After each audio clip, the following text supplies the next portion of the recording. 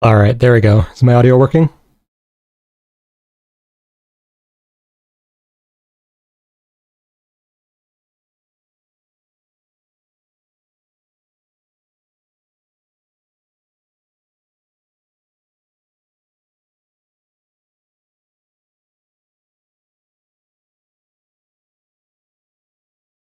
Every time I do this, I think I'm going to be able to get the audio working cleanly, but it's so weird. I have to do a weird workaround where, like, I'm sending the audio to voice mod and then I send it to OBS for some reason. Hey, Ham. What do you mean getting the belt back? He's never had the belt.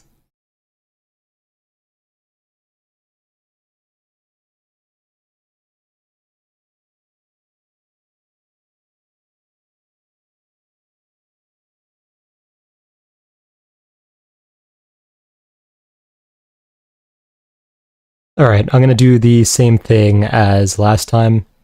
Probably 10 or so minutes of questions, then we'll get into the full breakdown. How do I think Khamzat would have done against current welterweights? The landscape is a bit easier for him than it was before, because in my opinion he had no chance of beating Usman.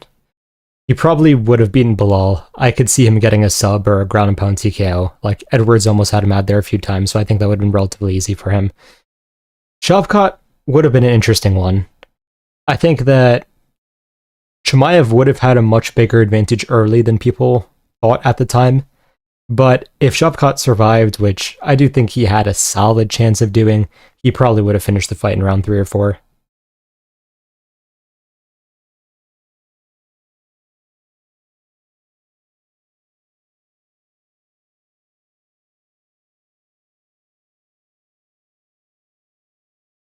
I changed the chat settings a bit, so if anyone's having problems with that, let me know on Discord or Instagram.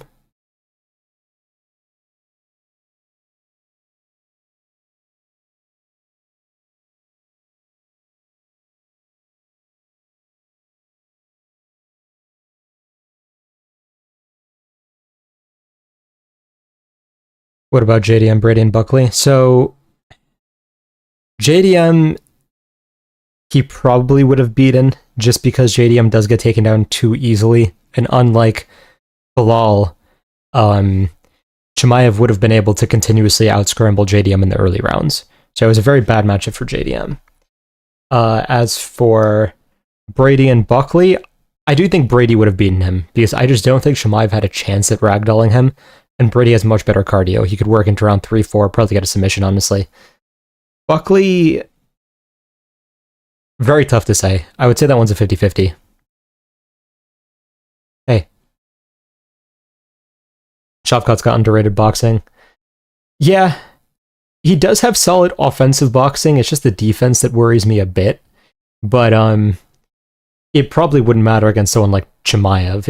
It will just matter if he fights someone like JDM. JDM would probably knock him out, in my opinion. Trash head movement? Yeah, exactly. I need JDM to beat Squidward. Valid. Prime Tony versus Chimaev at 170. Tony. Tony is just, like, he wasn't going to get finished. And Tony could have fought 10 rounds in his prime. So he would have just gotten to finish in rounds 3 or 4, maybe.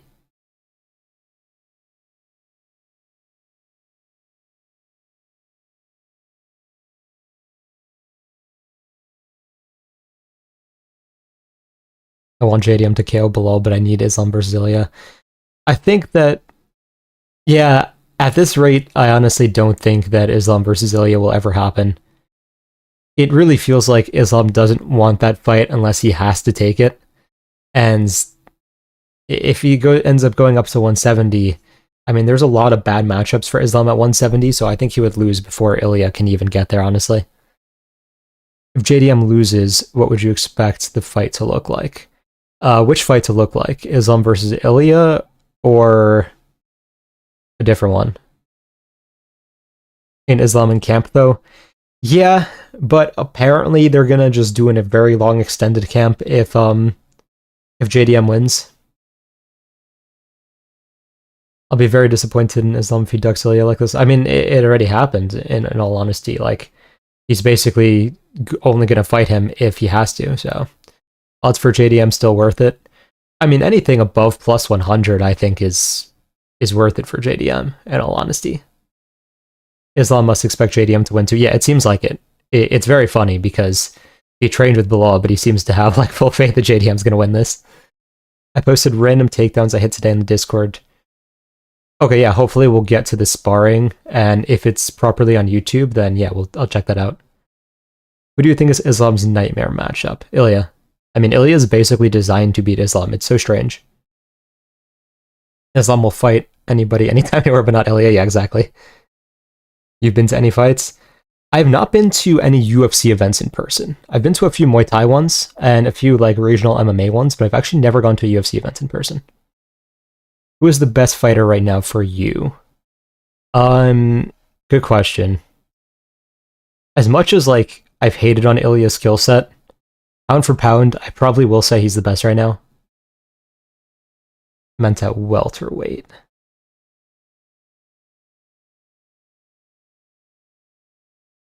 Oh, you mean, oh, okay, who's Islam's welterweight nightmare matchup? Maybe someone like Buckley, I could see.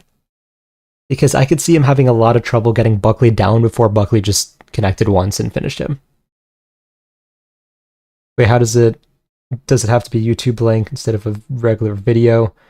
If it's a regular video, it may be a bit more problematic. If you just post it to YouTube as an unlisted video, it's easiest to do here. I'll be prioritizing those most for now. Brady versus Islam would be very strange because I do think it would come down to a purely stand-up fight. So Brady is the better grappler, for sure, but I just don't know if his stand-up is quite good enough to deal with Islam.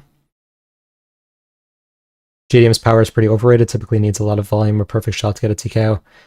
I wouldn't say it's overrated, it's just very different, because he doesn't tend to throw shots with full power unless he knows he's going to connect, which is why I feel like it ends up looking like he doesn't have that much power because he doesn't throw with it. Like, if you look at his combinations, he'll throw like 6 shots with like 30% power and then 1 with like 80% power. Break down Islam versus JDM. So, on the feet, JDM has a massive advantage. The reality is, like, Islam is very reliant on hitting the lead hook counter as he's backing up on the feet. And against JDM, he's just going to slip that and unload with like 4 or 5 more punches afterwards. It would basically be the problem that Islam had with Volkanovski, except significantly worse. However, the problem for JDM in that matchup is that his pure takedown defense kind of sucks. I mean, the reason why I'm okay with it against JDM is because Bilal has no real control or submission threat. But against Islam, who is going to have the submission threat, it's really a question of, can JDM keep it on the feet early? Because if he gets taken down early, he's probably screwed. Like, Islam has such a greater submission threat than anyone he's fought, even Burns, I would say. But if JDM could keep it on the feet for 4 minutes, I think he could find a kill shot.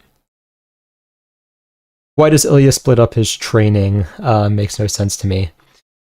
I think the idea is so that you don't get overly reliant on any specific discipline. So let's say you're a very good boxer, right? Like pure boxer. Then maybe in sparring and like in classes and such, if you could use your entire skill set, you would just default to boxing every time. By splitting it up, you do force yourself to work on other things. So maybe you have to do kickboxing specifically at times. Maybe you have to only wrestle at some points and so on. Is that great to do consistently? I have my doubts about it because I think that mixing the disciplines is very important, but it's his preference. If you were Ilia, what would you improve if you wanted to be a 170-pound champion? That's a tough one. Not because I think he's that far away, but I think that Ilia, without many changes, is pretty close, actually. I think he just needs a slightly higher diversity within his skill set. Because the biggest problem I have with Ilia is he's so reliant on the right overhand and left hook. Like, that is how he is looking to end the fight every time. If you were to introduce, like, maybe more uppercuts, more straight shots, and so on, and, like, actually shoot more frequently, because he really doesn't anymore, I would say he would have a good skill set to be champion at 170. I can see JDM breaking Islam in the later rounds. It's very possible. If Islam isn't getting a ton of control time and like potential submission is off early, then JDM will win. It's just a question of can he stuff those takedowns because he doesn't want to be on the ground with Islam. Unlike Belal. Belal, it's okay. Islam, it won't be okay. Ilia is 5'6". He's not becoming the 170-pound champ. I mean, what's his name? Oh god, I'm blanking. But we've had a 5'6", 170-pound champ before. Matt Serra, there we go. Buckley versus Brady prediction. I'd lean Brady. I would say that the issues that Buckley was having with Covington, even though he won, would be exasperated with Brady. And I think that Brady has significantly better control on the ground, so if Buckley screwed up once, he could just be in so much danger. What's your guess as to the Pereira situation? So, he said he got hacked. Who knows if he got hacked or if UFC gave him a call and was like, okay, just don't talk about this, we'll give you something. Getting hacked and then the person saying that seems a bit strange. So, I really don't know. Who would you think would win? Whitaker with fixed teeth and a rematch with Hamzat? I think Whitaker just gives his back too easily. That was just a really bad matchup for him, and I just never expect him to win, in all honesty. Is there a world where JDM wins on scorecards this weekend? There is, because Belal is weirdly durable. Like, if you watch the Neil fight, Neil is actually, like, smashing him the entire fight, and Belal is just fine, gets dropped twice, just keeps going. So... I do see a world in which JDM can drop Belal like 3 to 4 times but can't get a finish. Total Cappy did not get hacked. Yeah, I get what you mean. I feel like JDM's calculated aggression points win him this fight. Like he's too much of a dog to drop a fight. Yeah, I mean, he will have a much better chance in that category than Leon did, to say the least. Because he's never going to stop. So if Belal slows down like he did against Leon, he's going to be in trouble. Ever since Belal hopped on roids, his chin's been crazy. Yeah, I mean, got knocked out in like his first few fights and then just never again somehow, but it is what it is. Alright, let's get into the full breakdown now. Let me switch over. DDP is more sloppy on the ground than Whitaker is. So, DDP, I would not say is sloppy. I would say he's unconventional, but everything he does is very technical. But we'll get into that later. Let's swap over to the event. There we go. Can everyone correctly see the screen? Breaking down an entire card, yes. We will go fight by fight, then I'll answer some more questions, and then hopefully we'll get into sparring stuff as well. Alright, cool. Alright, let's start. So, this is a fight I've actually... Why does it always do this? Here we go. This is a fight I've wanted to see for a while. Not really because of Katona, but I've wanted Beksat back basically since he debuted. I mean, even pre-debut, when I was looking at his tape, I was like, oh, this guy actually has a chance of beating Umar. And honestly, if he was a little more patient, he may have, but obviously his wrestling didn't exactly hold up. So, the situation with Beksat's wins being negated is very strange. For anyone who's unfamiliar with that, I think he was 17-2. Then this week, or pretty recently at least, if it wasn't this week, Topology negated a bunch of his wins because they were special rules competitions. I think that's stupid. They were MMA with slightly different rules from what I could tell. I'm still considering him to be 17-2, but it is what it is. 11-2 isn't a terrible record either, to be fair. He is the definition of speed. Everything he throws is so fast and so powerful, it is actually impressive. If you guys saw my video on him, I was slowing down a lot of the clips of his body kicks and punches because I couldn't speak quickly enough that it would fill the screen otherwise. So everything he throws can knock someone out. Everything he throws is going to be 2 to 3 times faster than Katona. Biggest problem is he's coming off a massive injury and the 1-year layoff. 1-year layoff isn't the worst, but knee injuries and such, you never know how someone's going to be after it. He's not too old, so hopefully he's okay. But if his speed and his power are affected by the fact that his knees got, from what I know, pretty much destroyed, that's going to be trouble for him. Katona's just going to shoot and just keep shooting the entire fight. He doesn't want to stand with Beksat. And there is a definitive possibility that Katona can just hold him down for 3 rounds, which he did in his previous fights. I'm going to lean towards Bekzat. There's no like extremely high level analysis I can give here because of the fact that Bekzat's only had 1 fight in the UFC and we saw him on the feet for like 20 seconds. I think he can put Katona away because Katona, even though he's never been finished before, or at least in the UFC, I'm forgetting if he has in the regional scene. If you look at his record, it's like we have a bunch of like grapplers and like point fighters for the most part. Like I think the person with the most finishes that he fought was Matsumoto, and Matsumoto's not exactly like a terribly intimidating finisher. So I do think that Bekzat could be the first person to finish him. I do think it would be the way to make a statement, so I think he will aim for it. The other reason that makes me lean further towards Bekzat is the 64-inch reach on Katona is wild. Like that is a small flyweight reach. So going against someone who has one-shot knockout power with that reach, if you have to be on the feet at all, I'm not liking that. So yeah, I'm going to take Bekzat, and I'm going to say first round knockout. I'm going to say he makes this look easy and becomes an actual prospect.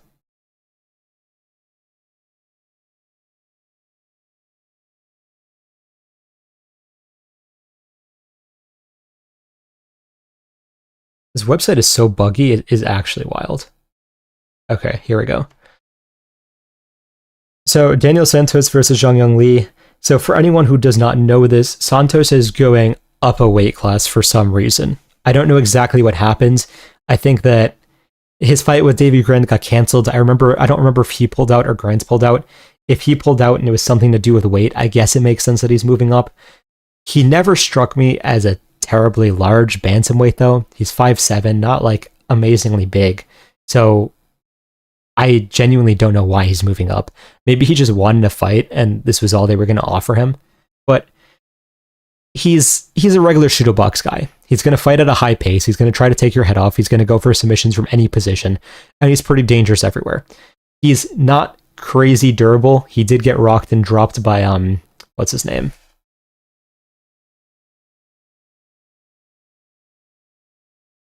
Castaneda, yeah. He got rocked like multiple times and dropped by Castaneda. On the bright side, he was able to take over with the cardio and keep going and basically just push harder and harder until he found a finish. Fair play there. I mean, a win over Castaneda is not bad. I don't know why people are underrating it because Castaneda's only really lost to like pretty good people. Win over Johnny Munoz, I mean, kind of good. Munoz was pulling guard multiple times. I don't have too much to say about that. Santos is just knowing he's a shooto box guy for the most part makes you know what you're going to get. Zhang Young Lee, on the other hand, it's weird. He brawls when I feel like he should fight technical, and he fights technical when I feel like he should brawl. That's what I really don't like about his style. So in the Blake Builder fight, he was overly calm. And in my opinion, he could have finished Builder multiple times, but kind of just took it to a dominant but anticlimactic decision. Then in the Hyder Emil fight, where all he had to do was fight technical, he just straight up brawls with him and gets finished in round 1. I don't know what he's doing. I think that Santos is going to be more comfortable in a high-paced fight. I know that Lee has a lot of early finishes, and he could get another one, but the problem is that if he cannot get that quick finish and he's forced into a high-paced fight against someone who's going to fight a bit smarter in a high-paced fight rather than just straight-up brawling, I don't think it's going to go great for Lee. He's going to have the size advantage, as we were saying, but at the same time, I have to lean Santos just because he's good in that scrap. So my official prediction for this was Santos by decision. I could see him getting a finish, but I don't think he's going to have the easiest time finishing Lee. I know people just saw Lee got finished by Emil with like a 50-punch combo, but I don't think that's going to happen again. I think even if he hurts Lee at a few points, Lee will be able to survive to a decision. This is a short notice fight for Santos, wasn't that why? Maybe, but then why wouldn't he get a short notice? Like usually they would just do both people up a weight class at that point, and someone in your weight class. Because fighting someone at featherweight doesn't really make sense. Like, it doesn't do anything for Santos. I mean, if Santos gets a highlight, fair play, but I just don't know if that really does anything. Off the Umar performance, can Bekzat break top 10? I mean, just off the Umar performance, it's hard to say much, because we didn't really get anything, but except him dropping Umar immediately. But off of his regional performances, I do think it's possible. I do think that there are some older fighters in the top 10 who will be cleared out soon, and Beksan may take their place. Lead by decision is possible also. Yeah, I mean, I'm not going to fault anyone predicting either way, especially in this circumstance. I just think Santos is the better equipped in this matchup. Felipe Lima, yeah, Felipe Lima will be ranked in my opinion. All right, next one. Before I go into the next one, does anyone want me to pay any specific attention to any fight here? Because I can go into more detail on any of these. I tend not to for prelims especially, but let me know what you guys are looking for and then I can focus on that.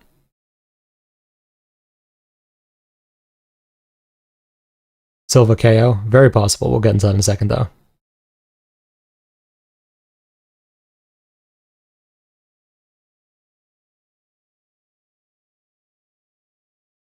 All right, I'll keep. Can you do the Malott fight? Yeah, I'll try to get into the Malott fight. Normal pace and breakdown? Okay.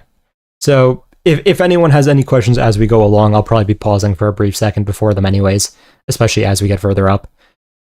Bruno Silva versus Marc-Andre Barriault is like, I mean, loser's definitely getting cut here.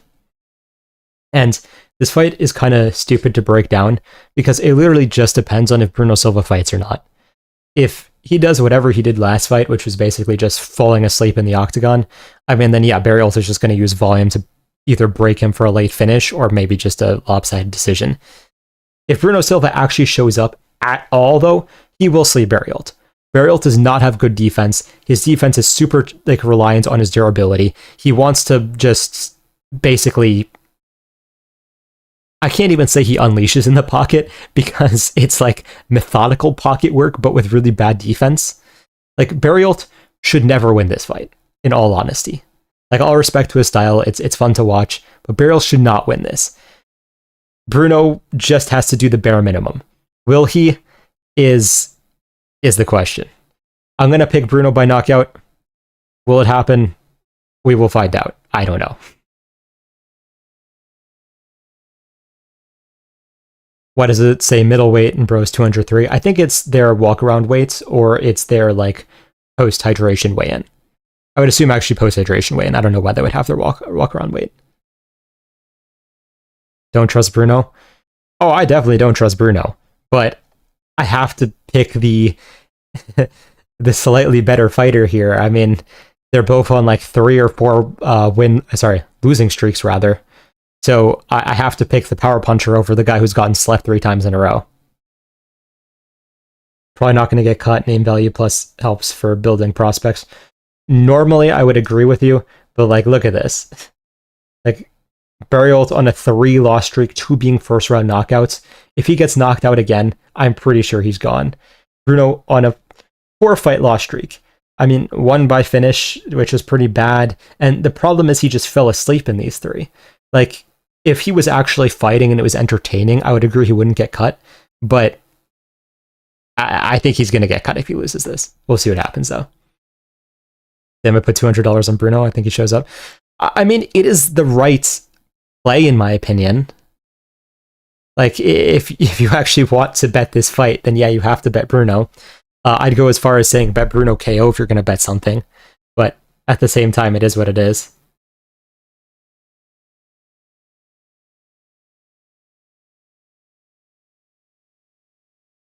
Okay. Stirling versus Erslan. For anyone who saw Erslan versus Cutelaba, I mean, you know this is... Erslan, if he does not get you out in the first round, is probably screwed at this point. Not that he's completely untechnical, but he is a brawler with a slightly questionable chin. He wants to take you out early, and if he doesn't, like, he's going to slow down and not have too much. As long as Stirling at least survives until round 2, he probably gets a pretty easy knockout here. And I didn't think Stirling looked good in his last fight, in all honesty. I thought he looked really slow.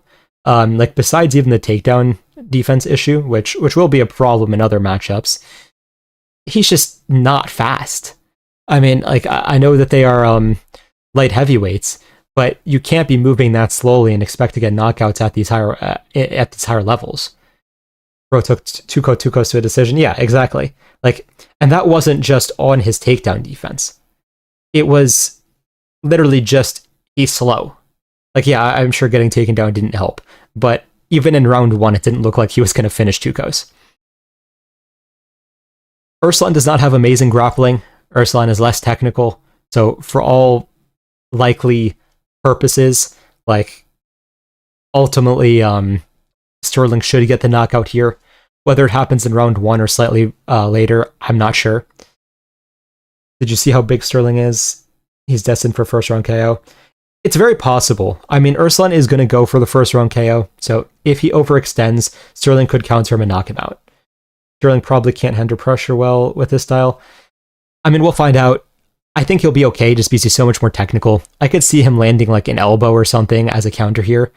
I just don't think that, regardless of what Erslan does, unless he goes like super heavy grappling or something, really just has a skill set that will be able to phase Stirling in any way. I just don't really know when Stirling will win this, if it'll be first round, third round, or even an anticlimactic decision like last time, but I'm pretty confident that Stirling does take it.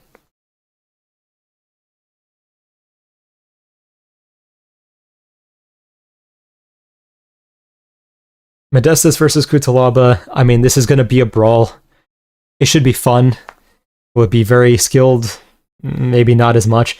Cutelaba is weird because there was one point at which he genuinely looked like he was going to be championship material if he got a few things into place. Like when we're looking at Cutelaba, let's see, where is it?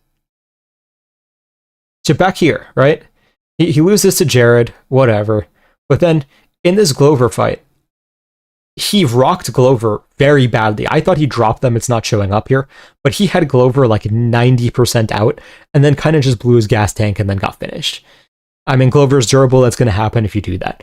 But the fact that he hurt Glover that badly and looked so good doing it and then followed it up by destroying Roundtree, I thought he was going to be able to be champion. But then he just seemingly degraded in his skills and started getting sloppier and sloppier and getting caught. So I don't know what Cutelaba is doing, or if he changed like his camp or something and it's just not going well or something, but his skills, even though he's on a 2-win streak, have just not looked incredibly good. Like in the Arslan fight, he got caught multiple times. It just was so sloppy that he was able to catch Arslan and finish him eventually. Erslan, of course, we just talked about, is not very good to begin with. But then losing to like 40-year-old Felipe Lins, which is not a great look. Like, he beat Tanner Boser, sure, but then got destroyed by Kennedy before that, got destroyed by Johnny Walker before that, got destroyed by Ryan Spann before. Like, they're not spectacular wins, especially at this weight class. So, even though Cutelaba may technically be on a small streak, I just don't think he's... I mean, if he gets things back together and looks technically how he used to, with improved cardio and a bit of improved patience, he would be great. I just don't see it happening because it's not happening. Bukauskas is at least improving. He is reasonable everywhere. He's reasonably durable. He has reasonably good striking. He has reasonably good grappling. Nothing really stands out. I mean, he got the free win over Kakara or whatever his name is, who should not have been in the UFC at all. But I mean, before that, his win over Prachnio was somewhat solid. I mean, he was getting outstruck by the numbers, but he definitely landed the damaging strikes. And the fact that he was able to finish it on the ground when he hadn't done that prior was at least like, okay, we're looking at some improvement here. While I don't expect Modestas to go incredibly far unless he significantly improves, he's really just the more technical of the two. He switches stances, he takes his time, he looks for counter shots. If he needs to wrestle, he will. I mean, with someone as sloppy as Cutelaba, especially if Modestas can get through round 1, I do think he takes this. I could see him having a bit of a rough round 1 and surviving, and then just knocking Cutelaba out in round 2. I see a sloppy decision. Yeah, I mean, I could imagine that as well. Especially if, like, Cutelaba starts super fast and they both gas, would not be the most shocking thing in the world. So yeah, we'll see what happens. But yeah, for official prediction, I'll take Bukauskas round 2 knockout, let's say. Okay, Andrade versus Jasudavicius, I think is actually more complicated than people have made it out to be. Mainly because Jasmine's grappling is great. her stand-up is much worse than people seem to remember. Because even against, let's look at her last few fights.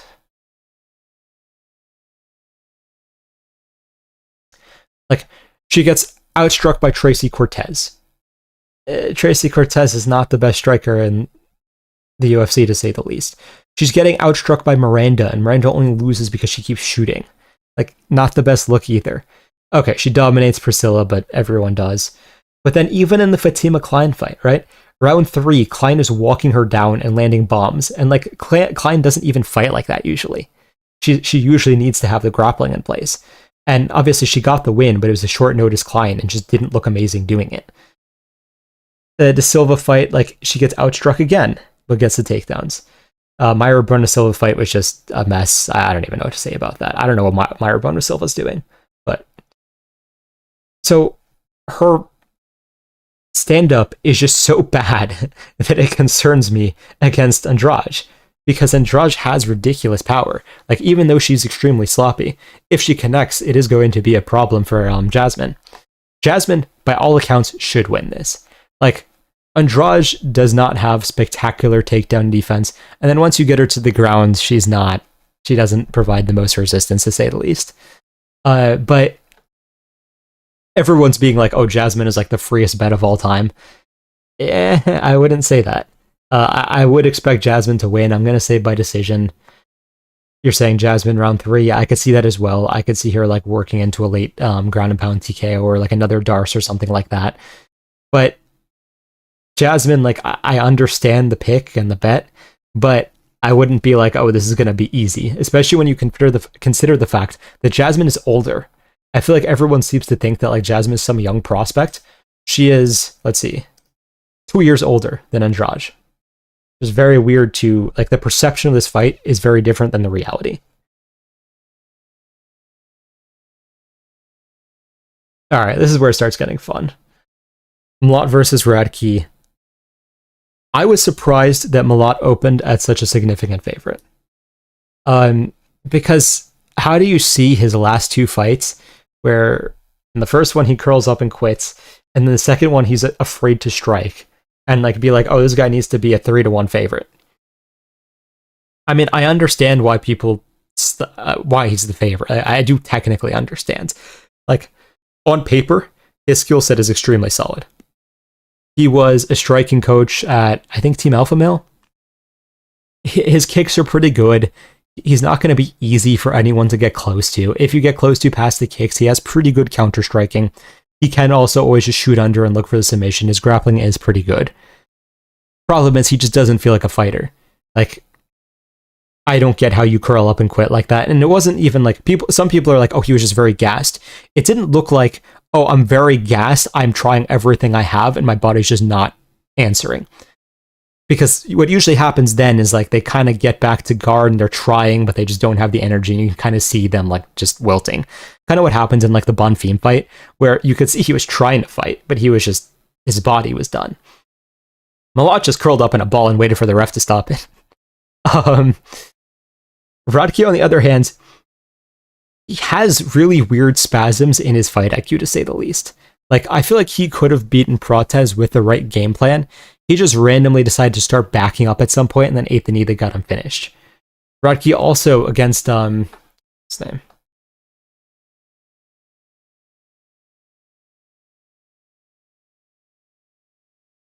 In the Blood Diamond fight, it was just very unimpressive to begin with. Not much happens. At least he bounced back well against Urbina. He was the underdog. I think he was a slight favorite in this fight, but he's been the underdog in most of his career, and he kind of has that mentality. Except when he has those weird lapses, he comes forward, he tries to find the left hook. His left hook is very fast and very dangerous. I'm surprised not more people are talking about it, because, like, if he's going to win this fight, that's how he's going to do it, most likely. Do you think if Malott moves up, it can help him with cardio issues? No, I don't think so, because I don't think he's massive. This isn't a guy who's 6'3" and is trying to make a lower weight class. He also doesn't have a very long reach, so it's not like his body is like particularly bigger than like his height or something. I think he's at the right weight class for him. I just don't know what the hell he's doing. Malott got the easiest road to the rankings and fumbled. Yeah, 100%. He got Magny when Magny was, I think, decently ranked, actually. And he was supposed to just take that ranking. I don't know how he threw it. Does training with Bilal help with Radtke? Looked like it helps with Yair. It could. I mean, I genuinely don't know what they're doing in training. I also don't know how much they're training specifically together, even if they are, like, in the same room. So it's hard to say. It also doesn't really, like, it's not like skills like osmosis from one person to the other. So unless, like, they're specifically training partners for this, which I don't know if they are, then I don't really know, in all honesty. If Malott loses, you think he retires? He's pretty old for a prospect. If he loses, he might do one more. But it is possible he retires and fully focuses on coaching as well. I wouldn't be shocked. How is this video possible to watch later? Yeah, so after I'm done, it automatically turns into a video. You could watch it whenever you want. As a Canadian and disappointed Malott man, I hope he shows more heart this fight. I hope so as well, because I want a good fight. Even last fight, just him being so scared to engage was crazy to me.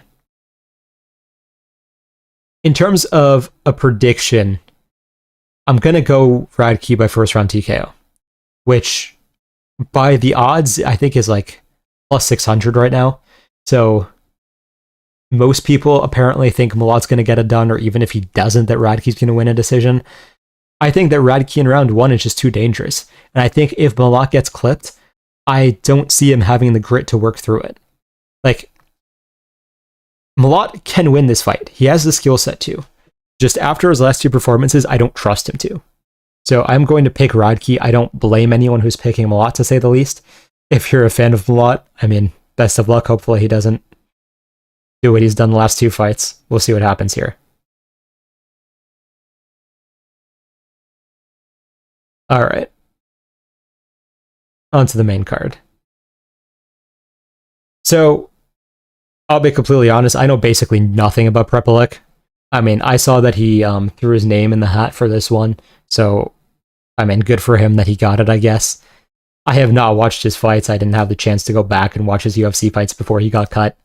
So, 2 losses, not much to be said. A loss to Austin Hubbard.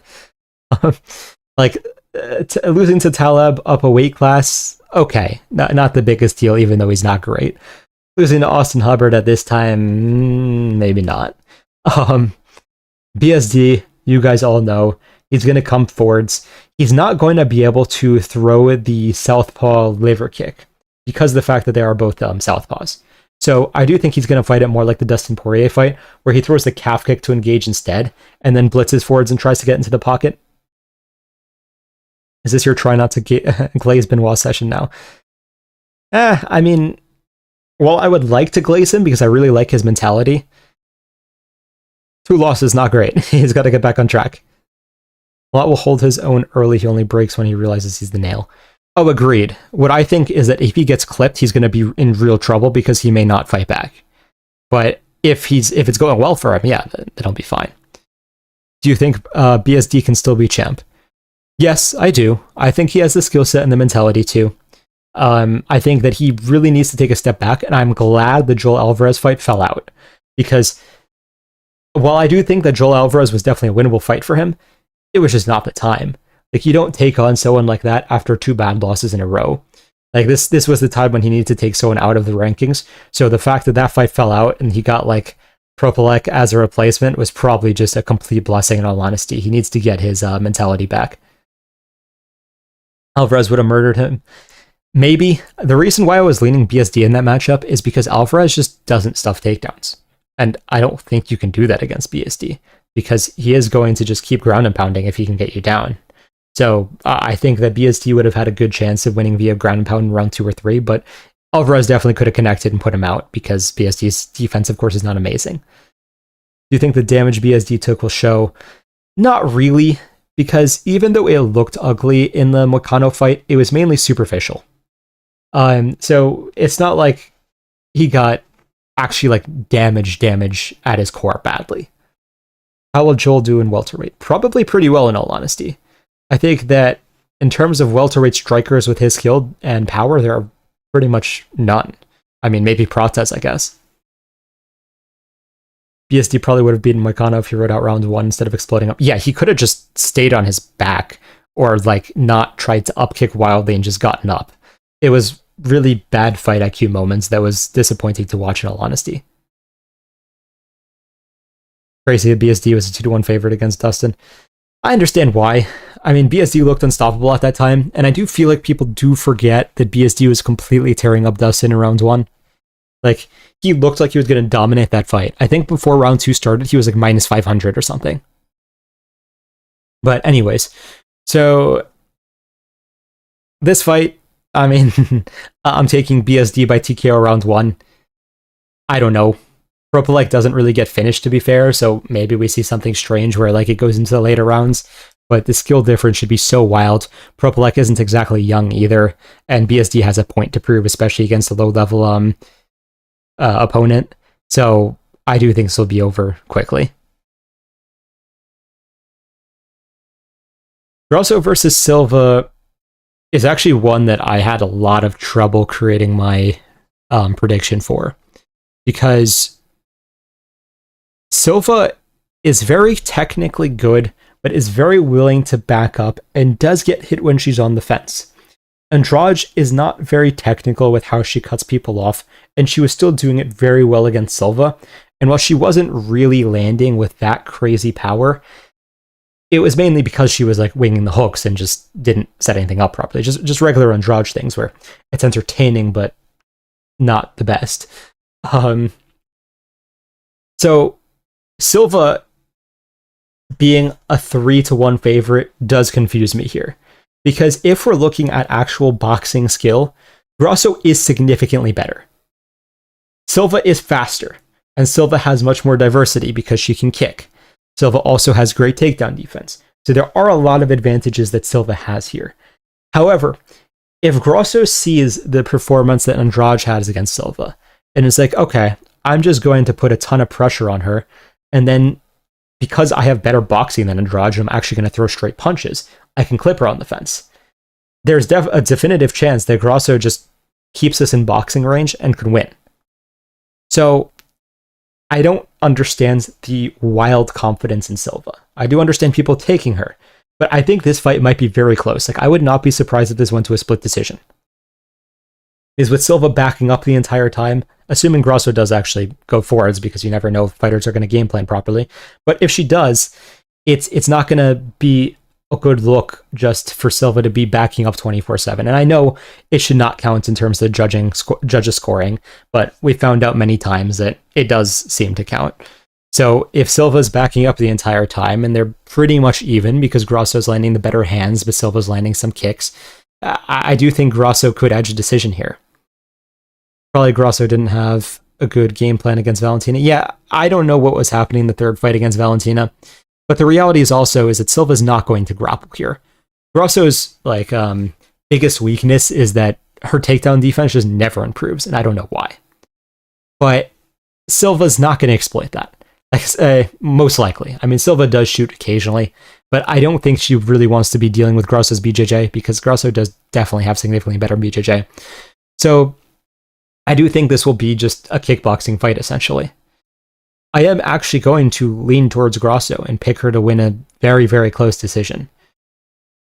Again, this is one of those fights where if you're picking Silva, 100% get why.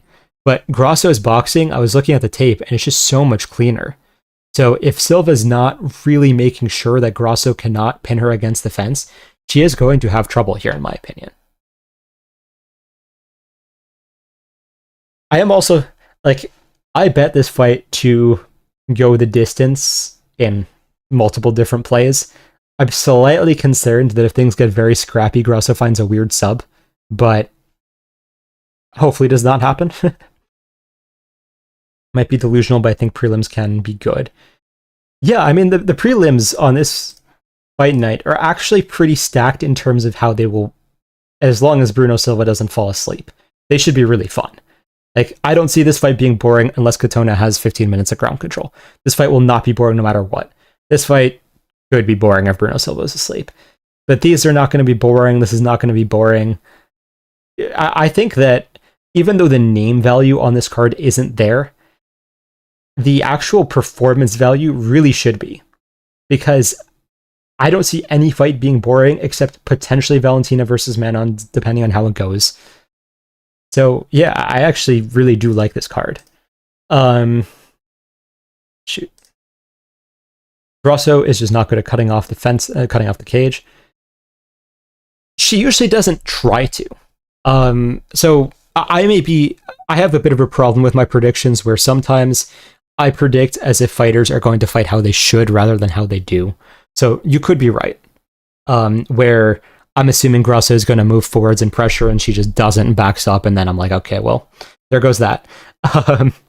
But Grasso can win this fight, and I guess because of that, I'm leaning towards she should just slightly. But I also would not be surprised if she just backed up and Silva put on like a 30-27, just kick heavy masterclass. So take that as you will.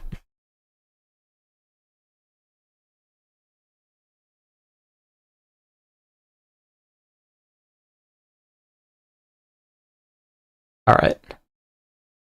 Aldo versus Zahabi. Actually, I'm going to switch to questions for a second while I drink some water.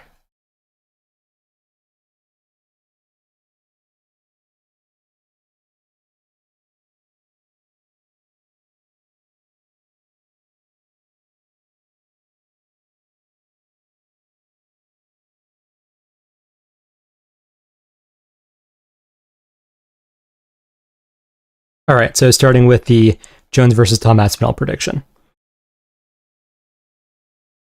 I still think Jones... I hate to say this so much. I hope Aspinall wins. I think Jones does, though. I hate what Jones is doing to the sport. I hate the fact that someone who's popped multiple times is, like, celebrated as the GOAT and such. But Aspinall's too predictable, and you're just not going to beat Jones on physicality. Like, Aspinall's going to try to be landing the 1-2. I don't think it's going to work on Jones. It's just not a good recipe for beating him. So I think Aspinall has success in the early rounds, and then I think that by round 3-4, Jones starts getting takedowns and finishes him on the ground. Who does Oliveira beat at lightweight right now? Does he still beat almost everyone? I think that Oliveira does beat almost everyone. I think Topuria is, of course, a very rough matchup. I think that, what's his name? Islam is always going to be extremely tough. I think Arman's beatable, but he's never going to be easy. But pretty much everyone else he should still beat, in my opinion. Women's title fight is the trickiest fight on the card to predict. 100%. I suck at doing women's predictions. What current heavyweight do you think beats Jones? Honestly, I wish I could say that a bunch of them do, but I can't say any will. I don't think right now any heavyweight would be Jones. Also has horrible striking defense. Yeah. It probably won't matter early. He could probably take Jones shots early, but we get round 3-4. Tom's a little tired. Not a great recipe there. I think Tom beats him. He could, but he has to clip him early. If Tom is going to win that fight, he has to get a first round knockout. Otherwise, I don't see how he's going to win it. All right, so we'll go back to stuff here. So, Aldo versus Zahabi is another fight where I really don't understand the narrative of.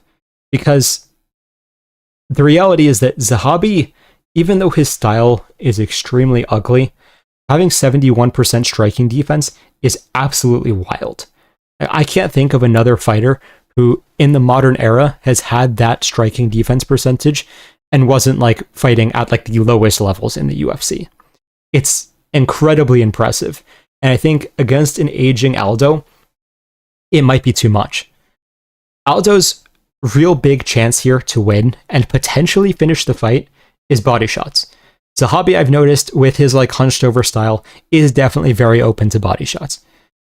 I just don't know if Aldo is really going to emphasize that and really like make a point of doing it the entire fight. Also, there's the fact that with GSP and Ross like coaching Ayman Zahabi for this fight, I feel like they're going to see that weakness and spend a lot of the camp dealing with it.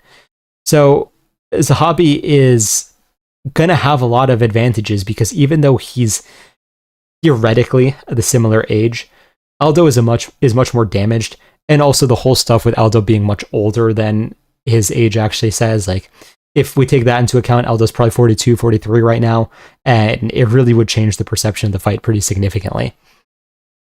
Not that it's an unwinnable fight for Aldo. Like, Zahabi isn't going to hold Aldo against the fence. So, in that sense, Aldo is not going to have, like going to be completely shut out. He's going to have a chance to do what he does best. I just don't think, at this point in his career, that Aldo has it in him to beat someone who has as sound striking defense and underrated power in what Ayman Zahabi does. If Aldo loses to Ayman Helwani, he's on the list. Fair enough, I guess. Zahabi's literally the same age as Aldo. I think that Zahabi's on paper a year younger, but again, it's a very different year younger. We're talking about someone who only has 14 MMA fights versus someone who has 41, and that's probably not even counting a lot that he did in his early days. Sports-wise, he's way young. Yeah, exactly. So Zahabi is going to be a lot fresher, even if he's not, like, quote-unquote younger, and he probably is younger, again, if we take into account the fact that Aldo's age is faked. Hey, Ivan.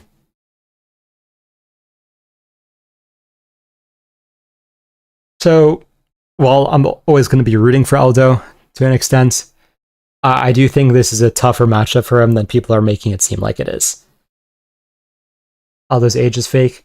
Yeah, so long story short, his team kind of confirmed a long time ago that for some reason, like, that because he doesn't have official papers and such, when he started fighting, he faked his age as younger than it is. I don't know if it was, like, to be more of a prospect or what the deal is, but so apparently he's, like, 5 or so years older than he actually is, or than his than we see on the stats. So Aldo is probably like 42, 43 right now. Do you believe in the 35 and older curse for 170 and below? I do think it matters. I don't think it's like, as we saw with Volk, it's not a absolute cutoff. But I do think that especially in the lighter divisions, when you start slowing down a bit, because the difference between the lighter and the heavier divisions is speed is very critical in the lighter divisions. And that's what starts going first. Your reaction time at speed just lessen a little, and then at that pace that the lower weight classes can maintain, it starts being a very significant problem. I'll get into more questions after we do the last two fights. So, Valentina versus Fiorot is also another fight that I'm actually slightly confused about the narrative in, because I did not think that Fiorot looked good against Blanchfield. She very clearly won. I'm not going to say otherwise. But she couldn't finish or hurt Blanchfield in 5 rounds of Blanchfield not being able to get a takedown, and Blanchfield is not the most polished on the feet, to say the least. So, the fact that Fiorot couldn't do any damage whatsoever, like, she's supposed to be the scary finisher in WMMA, but I don't see it. I know she got 2 finishes, I think, like, early into her career here, but the Tabitha Ritchie one was because Ritchie was, like, 115-pounder just fighting at 125 for a short notice debut, I think. And then the Victoria Leonardo one, everyone finishes Victoria Leonardo. Like, let's look at this. Knockout loss, knockout loss, knockout loss, knockout loss. In WMMA, she has 4 knockout losses in the UFC. So, I don't buy Fiorot's power, and I know that Shevchenko does have power from what we've seen. Could Shevchenko be slowing down a bit? Yes, for sure. I do think that her stand-up has looked not quite as polished as it used to be, and I don't think she takes damage as well as she used to. However, by incorporating more of the wrestling, she is helping to negate that. And even if she can't get the takedowns against Fiorot, she's going to open up the hands more. So even if it ends up being a purely striking fight, I think that Shevchenko could and probably will win it, because she's a lot more diverse. Fiorot is mainly boxing. She does throw some kicks sometimes, but not with any real intent. Shevchenko's going to be throwing a lot of kicks, and she doesn't really have to worry about Fiorot taking her down, unlike Grasso is going to look for a sub in that situation. So ultimately, Shevchenko just has significantly more weapons and has the power to actually hurt and potentially finish Fiorot, where I don't think Fiorot has the same. Do you think Wang Tong can challenge for the title? Yeah, eventually, for sure. I think she just needs to get a bit of confidence back after being finished that one time, because she just stopped going for finishes as much after that. I think Shevchenko will have an easier time setting up takedowns than Aaron, who yells after every time she throws a strike. Well, Shevchenko in general has much better takedowns than Blanchfield because she's much stronger when she gets to the good positions. So Blanchfield was getting to Fiorot's hips, but then just couldn't finish the takedown because she just wasn't strong enough, and Fiorot was bigger and all that stuff. Shevchenko, if she gets to the hips, she is getting Fiorot down. Like, Fiorot is not going to stuff the takedown from that position. So I think that Valentina could win in many different ways. And honestly, I think there's a decent chance that Valentina gets a finish here. Like, officially, I'm going to predict Valentina by decision, but I could easily see a crucifix finish, or like something where she lands like a glancing head kick and then gets a takedown and a sub or something like that in rounds like even as early as round 2, in all honesty. Shevchenko also is pissed off because apparently Fiorot has been talking a lot, so she may come out more aggressive. And when opponents are one-dimensional, Shevchenko has much more like authority, so to speak, to just open up with their stand-up. Like, in her fights where she struggles, it's where her opponents are mixing it up. So the Grasso fights, because every time Grasso got a takedown, she almost got a sub, or she did get a sub. The Tyla Santos fights, because she kept getting the takedowns and the control. And then even if we go further back, like the Liz Carmouche fight, for example, was because Carmouche kept like threatening the takedown, and it still wasn't. Shevchenko didn't even struggle; it was just kind of anticlimactic. But so I don't think that Fiorot, with her lack of that takedown threat, is going to be able to deal with Valentina on the feet. All right. I think I've said my prediction for this fight a million times at this point. Everyone knows what I'm thinking. Obviously, in the main event, I'm taking Jack Della Maddalena to get a knockout. And I think it will be relatively early as well. Concession to the point that we were talking about before, that maybe somehow Belal survives to a decision just because he's ridiculously durable. However, I just don't think that Belal is that good. I know everyone's glazing him because he got a 48-47 over Leon, where he looked like he was going to die in round 5. But the reality is that Belal's striking defense sucks. He blocks everything with his chin, even in the Brady fight, where everyone thinks that was an incredibly impressive performance. He was just getting hit by everything. Brady just didn't have the stopping power to do anything with it. So it wasn't a great striking display. It was just he had a higher pace that at that time Brady could not deal with. And then on the ground, Belal gets reversed constantly. Like, Leon got his back, Leon got mount, Jeff Neal kept escaping even when Belal was able to get a takedown. Like, yeah, he had more success against Luque, but Luque's never really had that ability to switch between the martial arts, kind of like the thing we were talking about with Ilia. But yeah, I just don't see what Belal can really do here. The argument that everyone is making, again, being the Burns fight, is very strange to me, because Belal does not have any of the threat that Burns did. Burns was trying to threaten subs and stuff, which was preventing Jack from escaping, because Jack had to actually contest with that. Belal can't do that. He doesn't have the skill set to do it. But Jack can keep scrambling, and Jack's scrambling is far better than Belal's. Even though Belal has the much better initial shots, I don't see how he keeps JDM down. My only concern with betting JDM knockout, in all honesty, is that I think JDM could sub him. Not even because the whole, the video, but because of the fact that Belal just gets out-scrambled so badly, so continuously, that he could end up in a Darce, he could end up in even just a rear naked choke. Like JDM ultimately is just, I struggle to see how JDM loses this one. I could be crazy. I've been crazy before. But I really struggle to see how JDM loses this. I think he could get around Belal's durability with the body shots, because Belal's not protecting his head well. He's not going to protect his body well. So if Belal gets him against the fence and starts unloading with the body shots, I do think that sorry, if JDM gets him against the fence and starts unloading with the body shots, I think Belal will crumple. So even if JDM gets taken down a few times, I don't think it will matter because he's not going to stop coming and stop like just trying to take Belal's head off, essentially. He will throw the light strikes to set up his bigger ones, but ultimately he has crazy finishing ability. So if anyone has an argument for why they think Belal will win, I genuinely would really like to hear it, because I don't know how Belal wins this. Like, I just don't understand what his path to victory would be. Belal's old too? Yeah. Belal's also 36 or whatever he is, which is not great at welterweight. It's not a complete death sentence, but it's not incredible either, to say the least.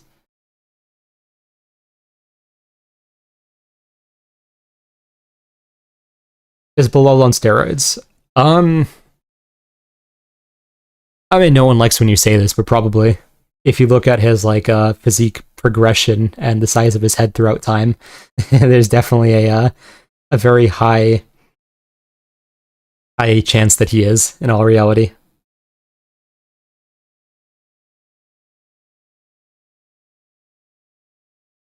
JDM has good get-ups, Belal will put a pace on him with the chain wrestling. I think Leon is a better grappler than JDM, as he was able to take down Colby and Usman. Well, Leon took down Usman from a weird reversal that Usman just wasn't expecting. It wasn't like a traditional takedown. And then Colby, even with super washed Colby, reversed Leon and was able to get dominant position, I think twice. So, and that was washed Colby. That was not the best version of Colby. So, especially after seeing him get ragdolled by Sean Brady also, I mean, Sean Brady is good. I don't mean to disparage that at all. But I just don't think Leon's grappling is that good. I think that JDM does have better grappling than Leon. I think Leon does have slightly slick back takes, but holistically, I would say JDM's grappling is better. I think the chain wrestling will be tough for Belal because he's going to have to worry about running into knees or even darces. Like, again, I really would not be surprised if JDM subbed him. He looks different for this fight especially. I'm not sure. I've not really looked at that, but maybe. Leon was able to reverse Belal. Yeah, exactly. Shavkat versus Brady prediction. It's a tough one, and I'll probably go back and forth on it a few times if it actually happens. I have more faith in Brady's progression, so I'm going to say Brady, but it's a really, really tough one. How did Colby go from the Masvidal performance to being completely washed in his next fight? I think he took a while off, right? And then he also had the weird incident with Masvidal where he got sucker punched. JDM gets beat to the hips a lot due to his guard being so high. Yeah, agreed. JDM's takedown defense is not good. Not arguing otherwise at all. But I don't think it matters here. Because if Belal can't be more dangerous in the scrambles, or get like complete control, which I don't think he can, then what is it going to matter? I think he'll struggle to get anything off on the feet, and he'll tire from constantly having to get up. Well, even if we look at, say, Belal's cardio and ability to like maintain a pace and such, it's not spectacular either. He faded badly in the Leon fight. And well, to be fair, yeah, we have not seen Jack tested over 5 rounds like that. Jack in round 3 is upping the pace. So I don't really believe the narrative that like, oh, JDM is going to gas out from the chain wrestling and Belal is going to take over. I think Belal, even if he tries that, will gas out faster and get finished. How long do you think JDM will reign? It's really tough to say because he has a few tough matchups. If Islam goes up, I think that might be his worst matchup, even though I do think he still has a solid chance. Other than that, I think he knocks out Shavkat. I think he knocks out Gary. So he could definitely have some time. It's hard to say for sure. Do you think Topuria is on roids? Not really. Topuria's like physique is natural with how like optimized he is about everything, in my opinion. MMA Joey was saying that Burns was outstriking JDM. I don't know who he is, but maybe he saw something I didn't. I've watched that fight a few times. You could argue that in round 2, Burns outstruck JDM, but it was mainly because he started overthinking the takedown. And by like outstruck, he got hit by like one big right hand, I think, in basically the entire fight. In round 1, JDM was absolutely piecing up. burns on the feet.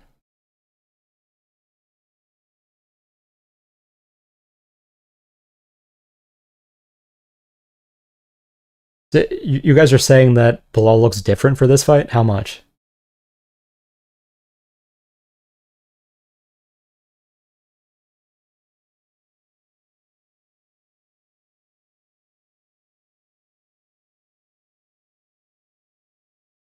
How do you... Assuming you're asking how do you rate Prime Khabib? How would you predict Prime Khabib going against the top 5 welterweights, I assume you're saying? He has a solid shot against most of them. Brady is a massive problem for him. Gary is a losable fight for him, but I'm not positive. I would still lean towards him against Gary, but I'm not confident. Jack... He probably beats Jack, in all honesty, because his chain wrestling is much better than Islam's. Belal versus Khamzat at 185, who wins? Khamzat subs him in under a round. It would honestly be a really anticlimactic fight. Like, Belal does not have good enough scrambling to keep up with Khamzat.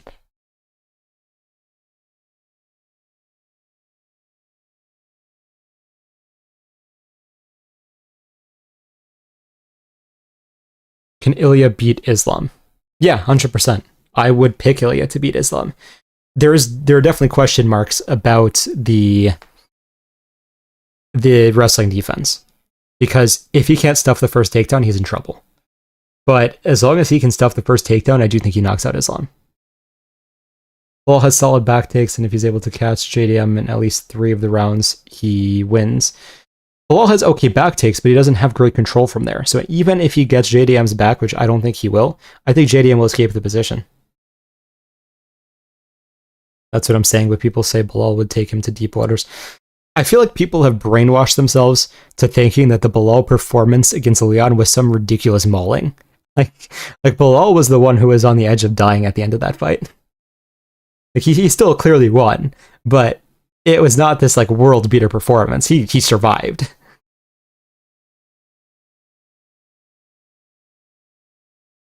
Khamzat versus Khabib. Khabib would just out-technique him, in my opinion. Okay, so what we're going to do now is we're going to go to the sparring analysis. I kind of hope the people who it's about are here, but if not, whatever, they can watch it another day. So let me grab some of the links.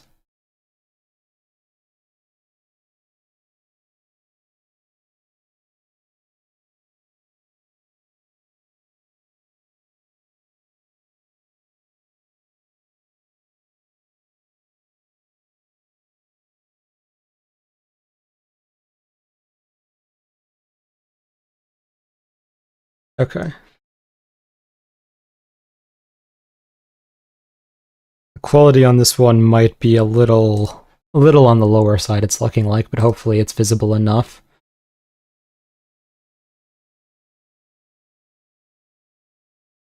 Alright, so you guys are going to have some idea of how I analyze now. Because this is, of course, much shorter, and sparring is not always the best visuals, it won't be the same, but I'm going to use the same format, of course, with how I do things.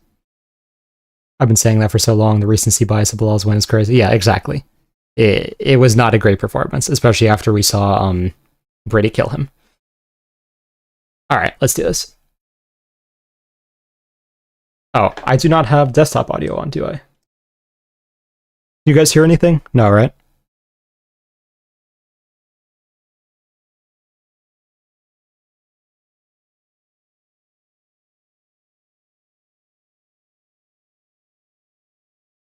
Am I in this video? No. This is something that one of you guys sent in. So someone told me over the first 10 seconds if you can hear anything. Yes or no? Nope? Okay. Let's try this. What about now?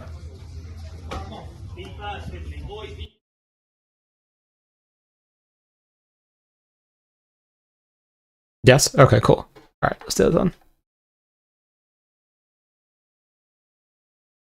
Let's get it. Oh, and let me confirm which person he was, I'm forgetting.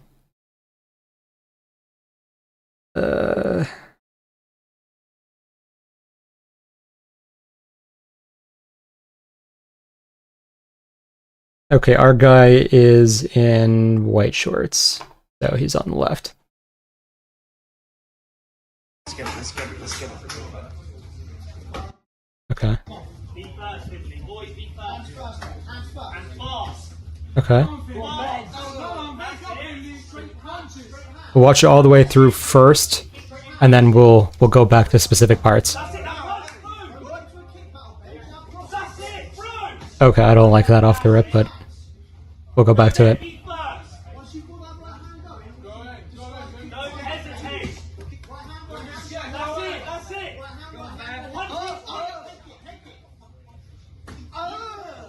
Okay.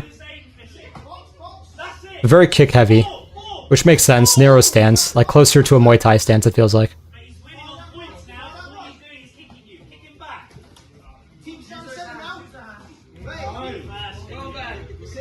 Okay, most of this is relatively clean. A lot of teeps.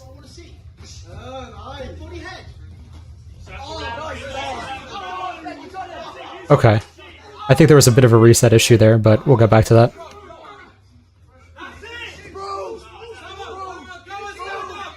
Okay. Nice.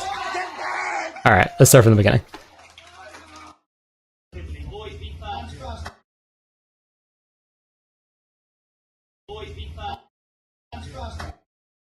Okay, so...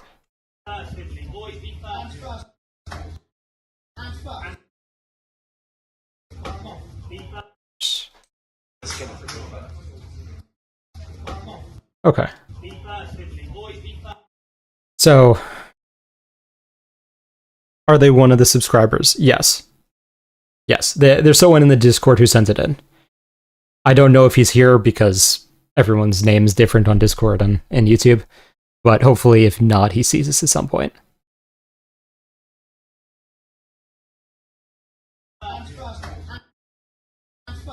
Okay, so... I think bringing... It is, of course, a risk. I think bringing the kick a bit lower would be nice. Where you're hitting is not going to do that much damage unless you hit a ton very hard. Like, it would be much better to get the calf there. With the way you're throwing it, you may have to adjust your technique a bit, but I don't think that kicking like right above behind the knee is going to be optimal. Okay, that's good. I'm not going far enough. Okay, good. Like, he punished this sloppy entrance, which is great. I would have liked a bit more of a reset here because I feel like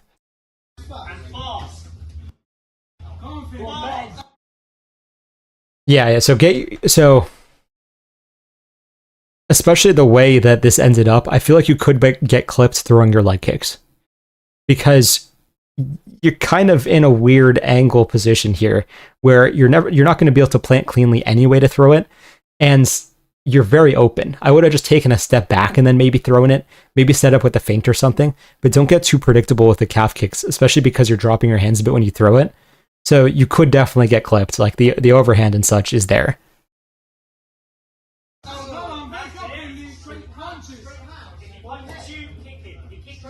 It's a lot of naked calf kicks, or leg kicks, I should say. And it's not terrible to be leg kick heavy, but then I would pump out feints. Like, even if you're not actually going to throw punches, I would throw jab feints and such. Keep much looser hands there. Okay, so this is the part I did not like originally, because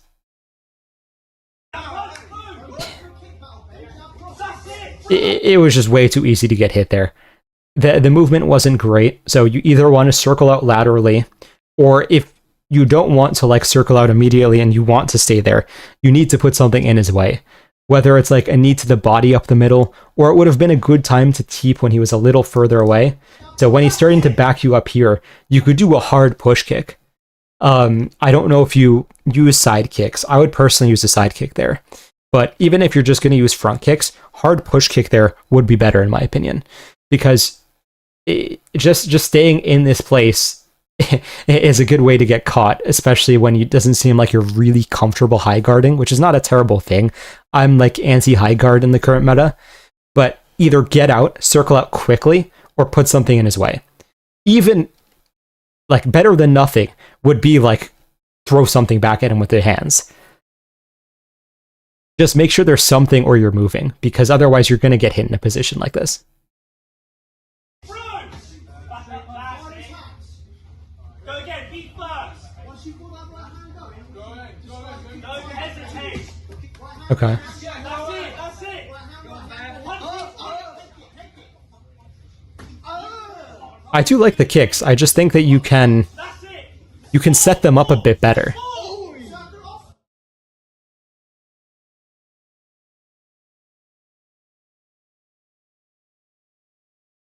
You can only be high guard heavy if you're confident in your grappling. There's that, and there's also the fact that I think that high guard is just a way to lose points at this point and potentially get caught. Because high guarding perfectly is, as people get better at dealing with it, is not easy.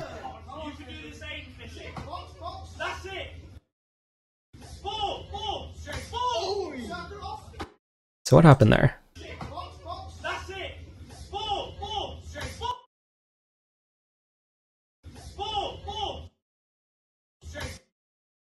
Okay, so I'm not sure what you were trying to do, but it looks like you kind of Philly shelled for a second.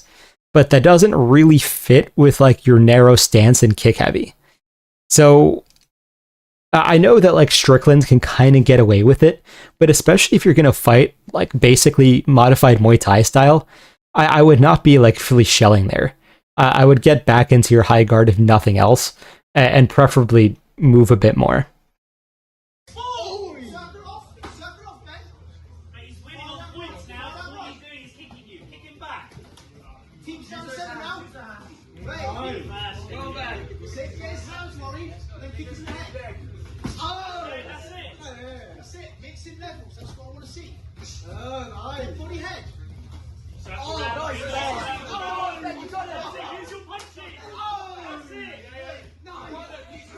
Okay, so one thing that is kind of difficult to explain that I think you should work on if you're watching this is understanding the rhythm of the fight. Because what it feels like is you're doing a lot of the right things at slightly offbeat times, and it's getting you caught at times. So like right here, like your resets didn't come at the right time, so you got clips with that. Or I didn't see if it cleanly landed, but if he didn't quite land it, he could have. So even though you're doing a lot of the right things, I think your timing needs to be slightly better, and that just comes in understanding the rhythm of what you're doing.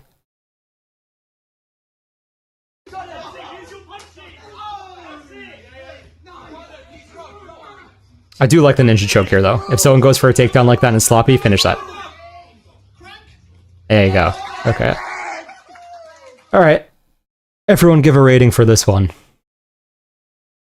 Everyone give a rating out of 10. Pretty solid for someone who I think was a relative beginner. Been training for 6 months in kickboxing, did 3 BJJ classes. Yeah, for a beginner, this is very solid. You have a lot of the technique down. Obviously, it can be improved.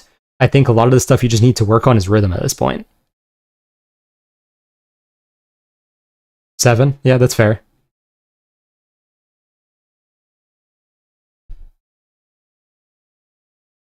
Yeah, I'd give it around 7 as well. I think that ultimately a lot of what a beginner should be focusing on was good, which I like. If you get more sparring clips, send them in as well, because I do want to see your progression over time.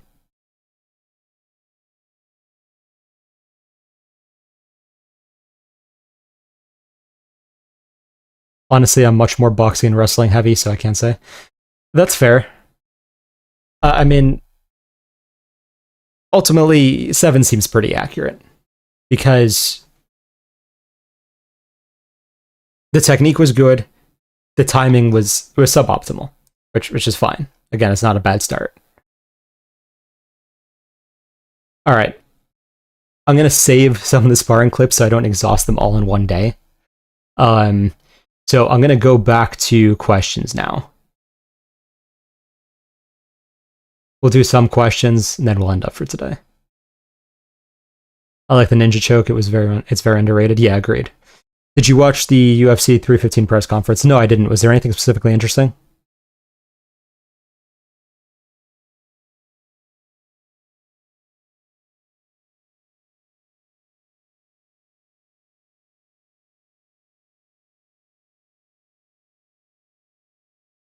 Bilal own JDM? I'll have to watch, I don't know. Fair. I heard that JDM had some good one-liners, but I never know. JDM got emotional, like angry at the face-off. Interesting. I don't think it will matter ultimately, but we'll see how it goes. How likely are JDM and Charles upsets over Bilal and Topuria? I mean, JDM upset is very likely in my opinion. I would give him a 80% chance of winning this.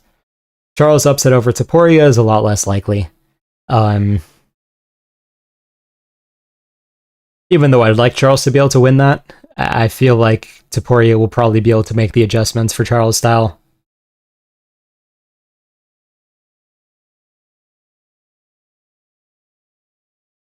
If you had to pick one cardio for MMA, what do you think the best is? So technically, even though I hate to say this, it's probably swimming. I personally hate swimming, but if you are willing to swim, it is probably the best cardio. He said Ian's son isn't his son? Okay, interesting. Swimming is definitely underrated, because it's great for the recovery aspects, and it's much more full body than like running or cycling and so on. Is it a hot take to say Charles Oliveira is a better GOAT than Khabib career-wise? I mean, in terms of the general public, I would say it's a hot take, but I wouldn't say you're wrong. I would say that Oliveira had much better wins. Who wins between John and Ilia? I would say John Silva. I think that Ilia... So it's interesting, because I was comparing the two. I was thinking about this before. Ilia has much better footwork than John Silva. John Silva has much better reads than Ilia, which makes it a very interesting fight, because I'm not confident which would necessarily be more important. Because the footwork can kind of act to negate the need for reads and setups. Because if you can get your opponent where you need them and then you just unload, it can work. However, if John finds a pattern with that, he may be able to just get a knockout very easily. So I really cannot say with much confidence who would win that, but I'd lean towards John Silva. Oh yeah, I'm gonna start swimming. Yeah, if you like it, if you can tolerate it, it's very good for you.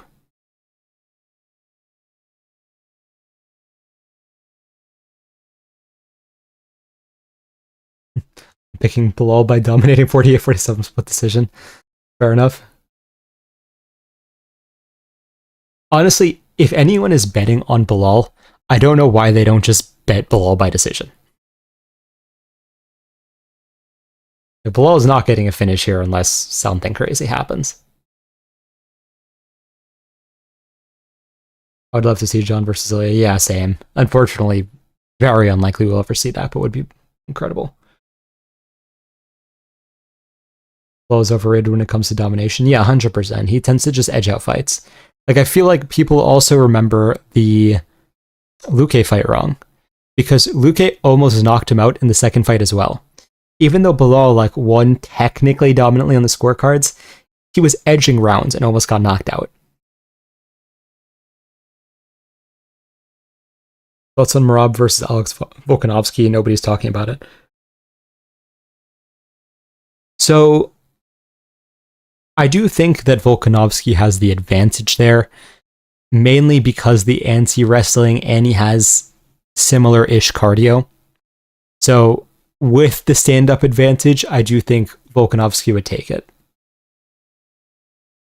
if you could put a 3-legged parlay, what are the picks? I mean, you want a crazy one or a safe one?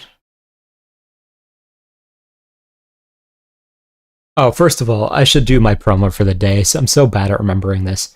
But if you guys are betting on this event, again, for those of you who do not know, I do run a betting service that uses algorithms to bet, and we do extremely well.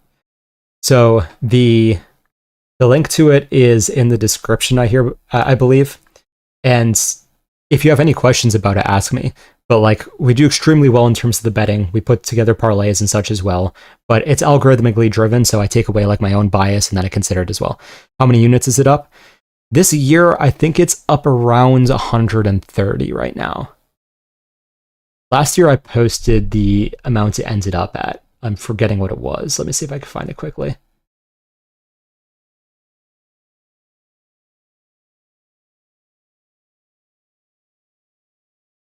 Last year, it ended up 262 units profit.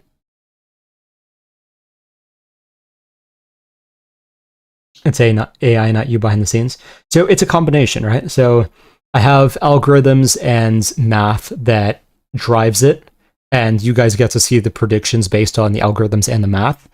And then I also give my own input, and then we have like some optimization things of how to place bets and such that you can also use. So it's a lot of tools, along with my opinions, along with some optimization tools.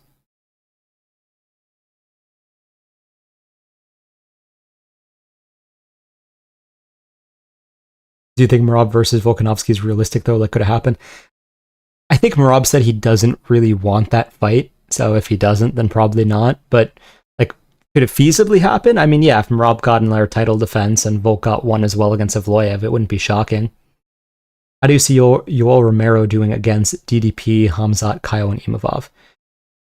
If we got Prime Romero, it would have been scary.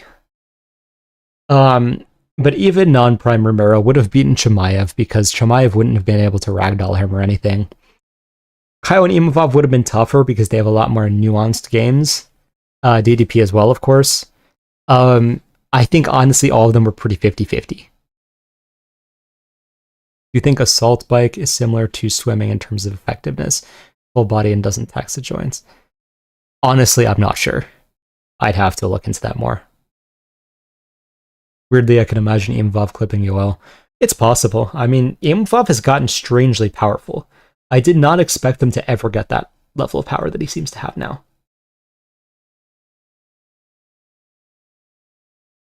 But yeah, just to finish up that promo, so if you guys want to get into it, feel free to either sign up or DM me on Instagram and such, or ask any questions here. How do you think Rufi versus Ilia Topuria would go? I think Rufi does have a good style to actually knock out Topuria, but I'm not like confident he would, because Rufi would probably be okay throwing with Topuria or like slipping one of his shots and then trying to blast him. But at the same time, like Topuria's setups right now in terms of his footwork are so much better. I'd probably have to lean Topuria, but I would not be shocked if Rufi chinned him. What's the monthly cost of the site? It's $25 per month. Who do you think is most likely to beat Ilia? At 145, it would have been John Silva. At 155, I mean, I guess it is probably Islam if that fight does happen at some point, because if Ilia cannot stuff the takedowns, he will have problems. Like, against, like, say, Arman, right? If Ilia got taken down in round 1 and couldn't get up, he might be okay. Like, he would still have a chance to knock out Arman in round 2. Against Islam, if he got taken down in round 1, it could go much worse for him because he doesn't have the BJJ off his back like Oliveira does. So if Islam gets a takedown, then especially early, Topuria will be in trouble. Do you think Aljamain Sterling and Jose Aldo are getting just disrespected by the UFC? I mean, I know everyone's running that narrative, but I don't think Sterling's getting disrespected. He got some pretty good matchups. Like getting the Cater matchup, who was pretty high ranked when he was moving up, was not bad. Not getting the immediate rematch, I get why people were mad at that, but he also didn't have like decisive title defenses. Because if we look at like Sterling's record, Make sure I'm not forgetting anything here. Yeah, so his title defenses included a split decision over Jan, a TKO over a very injured Dillashaw, a split decision over Cejudo, and then he lost the belt. So I actually don't know if that would really earn an immediate rematch, in all honesty, as much as people felt like he should have gotten it. Aldo, I mean, I think they're giving him very winnable matchups. I understand why people want him to get legend matchups, but like, now that Cruz is retired, who's left? I mean, maybe Cejudo? I would say win or lose for this fight for Aldo. If he wants to fight again, he should fight Cejudo. But giving him Zahabi, who's also on the older side, and like even though I don't think that Aldo wins, is definitely a winnable fight for Aldo. I don't think that they're like intentionally disrespecting him there. Islam and Arman have pretty good chances of beating Isla. I think Arman versus Ilia is 60-40. I mean, if one beats Ilia, the other probably should beat Ilia. I would say Islam has a higher chance than Arman, just because his stand-up is a little more nuanced, and of course his ground game is more dangerous, even though Arman has better takedowns in my opinion. But yeah, they both have decent chances. Yair would have caught Topuria better than John Silva. Yair's kicks are so fast, his combos are unpredictable. It's possible, but the thing is that Yair doesn't set things up like Silva does. Like, when Silva throws, like, you saw that he took basically round 1 off against Mitchell just to get his reads, and then absolutely tore him apart. Like, that's what Silva's capable of. Once he gets his reads, he will finish you. Volk and Max are able to use kicks very well against Topuria, but Yair will cause more damage with those same kicks. Somewhat agreed. I just think that when Yair starts boxing, he will get clipped. Because every time we see him box, he just throws strikes with zero setup, no real, like, extreme movement or defense that's going to keep him safe. And I think that while if he fought a perfect fight, hypothetically, he could do well, he'll probably start throwing punches at some point and get clipped. Who do you think can stop John Silva? Right now, no one. I don't see John Silva losing.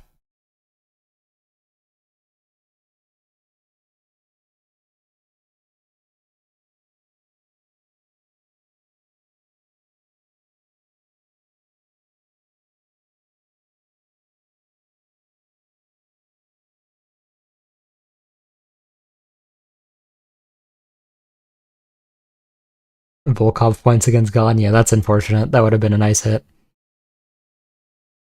Evloev decision Silva. No, I think Evloev would get finished, because Evloev is one of those, another weird like misconception thing like Bilal. If we look at any of Evloev's fights, he's in trouble. He gets rocked constantly. I think he could even be in trouble in terms of Silva's power guillotine.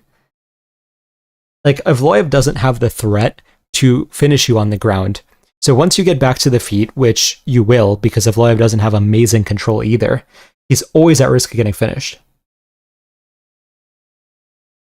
Any plus money bets you're 100% certain or near? I would say the closest would be Valentina. You could always just take down Yair if he has trouble in the feet. That is also true. Why do you think Protez failed against Gary? Because he had very, very stupid game planning. The fact that he only started really throwing kicks in like round 3 or 4, I think, was absolutely wild to me. Like, of course he was going to have to make Gary stay in place and like find a way to isolate him rather than just hoping that he was going to be able to walk him down randomly with his hands at some point. When did you start watching MMA? When did I first start watching MMA was probably in like 2013 or so. When I started really getting into it consistently, though, was Romero versus Whitaker 1. Saw Pettis versus Tony and got hooked. Yeah, that's valid. It was a good fight. Arnold Allen versus John Silva. I think that Silva would finish him in the later rounds, like rounds 3, maybe 4, if it was like a 5-round fight. I think Evloev's grappling can make it harder for John to make his reads. But eventually he'd probably get finished. Honestly, I think that the grappling might make it easier, because it makes it predictable what you're going to do in certain situations. That's part of the reason why John found the power guillotine against Mitchell, is because he was able to predict Mitchell's shots and just start setting it up instantly. How are the Dagestani and Georgian between grapplers? I'm confused what you're asking. Are you asking why like Dagestani and Georgian wrestlers do better than NCAA?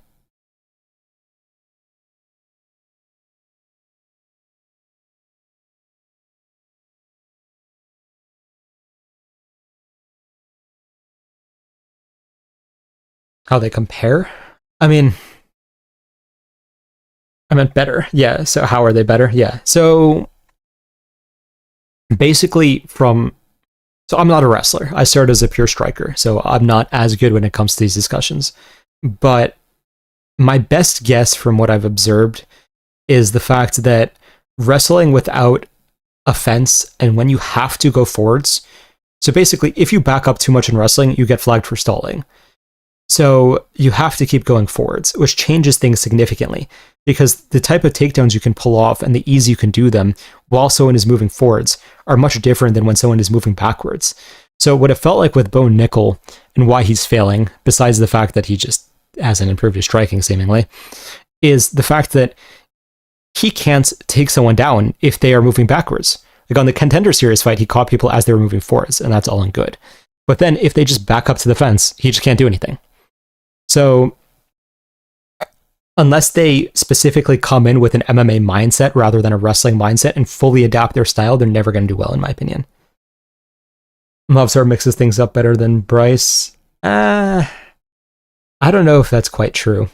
Because even if we look at their fights, Bryce doesn't get rocked as frequently as Evloev does for the most part.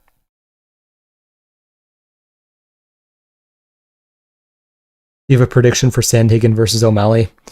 So I think that Sandhagen could win, and I think that after his recent fight, I would be more comfortable predicting him to win. It's just his varying killer instinct does worry me at times. If he's going to fight in this new style where he's like, okay, I'm going to plant and try to take your head off, fair enough. But I would have also liked to see more of like the flying knees out of him again in his last fight and stuff like that. And even though he made it look pretty easy, there are things I'm not fully comfortable with Sandhagen. I think it's because some wrestlers just can't mix the wrestling into striking. Well, that is definitely true, but at the same time, chain wrestling, which is like MMA style chain wrestling, seems to be so different than wrestling style chain wrestling that I think that they can't really adapt as well. Like JDM is being super underrated going into the fight. Yeah, I mean, I don't really see how JDM loses. Corey versus Umar 2 prediction.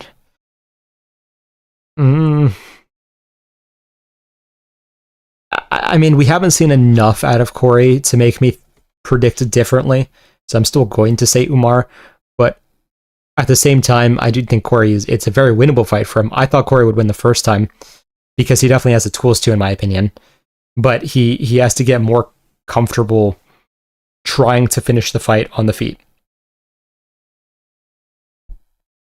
Actually, I have no idea why anyone would pick JDM. Jeff Neal is good, but that was years ago. Law's improved a lot. I don't think that Bilal has improved nearly as much as people make him out to have. Because if you look at his striking, it's still really poor fundamentals-wise. Corey versus Figgy was weird because Figgy clearly went and injured. Yeah, exactly. Prediction for Jan versus Umar if Umar quits ducking. Probably Jan via late TKO. I think he can build in similar to how Merab did and actually find a finish unlike him. Especially freestyle wrestling, if they take your back, their first instinct is flip you over instead of going for back. Yeah, fair. O'Malley versus Umar is very interesting too. It really depends on how O'Malley's wrestling looks in this fight. If it doesn't look significantly better than last fight, he has no chance. Do you think you pick some fights because it's the unpopular / edgy decision? I feel like I do, for example. I 100% thought Arman could beat Islam when the fight was happening. I don't think I have bias in that sense. I think I have two biases, which is some people have said they think I'm slightly biased towards strikers, which I can imagine because I'm a striker myself. All right, so maybe I assume strikers will do a bit better than they will. I also tend to have the issue of I predict how people should fight rather than how they will. I've done better at mitigating that but it's still an issue. But I wouldn't say I predict just for like the sake of predicting the edgy decision now. Or the edgy prediction, rather. Most underrated active fighter. Active, It's a good question.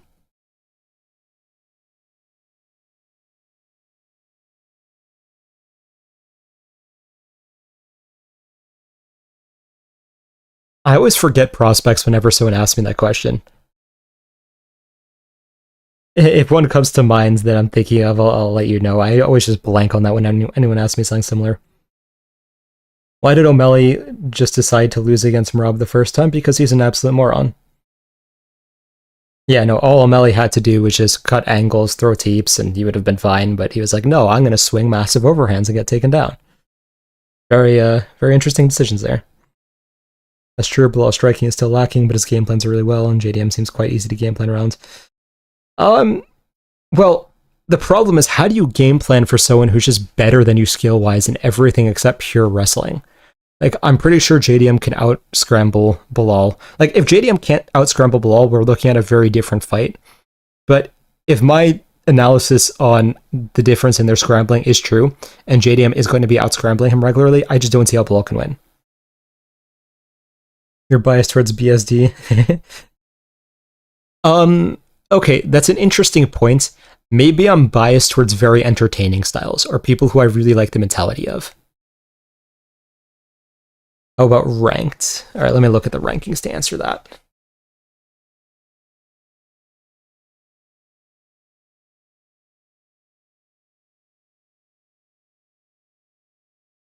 See, up until last week, I would have said Montel Jackson. And then Montel Jackson had that performance, and I am no longer sure. Even though he won dominantly, it was not good. Well,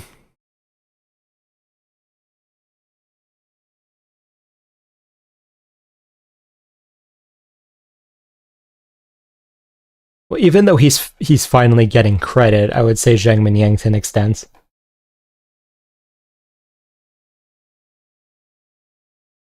A lot of the people who I thought about this before have started getting their credit. Like, I was saying about Fluffy a while ago, but now people are finally starting to realize it about Fluffy.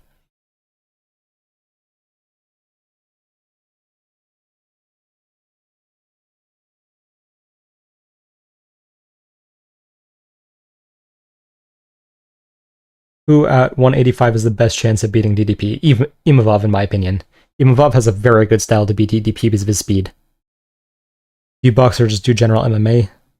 I've been boxing for 10 years now. I'm not going pro, though. I started out with more generalized striking. Like, I guess you could say kickboxing, basically. Or maybe it's more similar to Muay Thai since we did throw elbows and knees.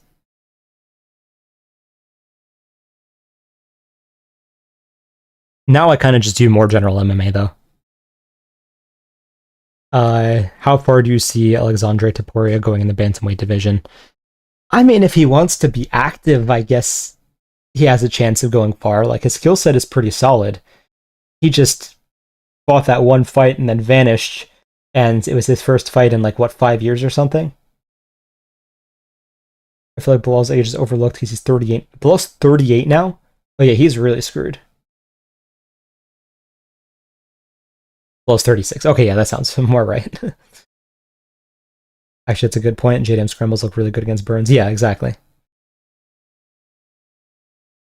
Josh Van has some good boxing. Josh Van's biggest issue is he just is a little bit too reliant on his chin and does not have the chin for it. But, like, yeah, his boxing is clean otherwise.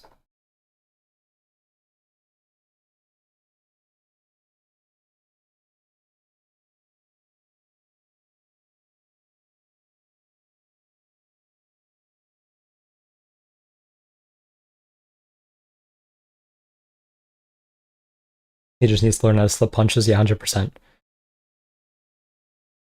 Lowest 36 in 10 months, same age as when Woodley started falling off bad.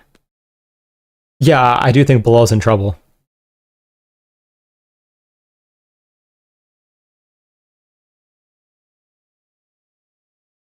Just random thought when I was looking at the rankings, but why is Macy Barber fighting Aaron Blanchfield? I know it's WMMA, so, like, whatever, but Isn't...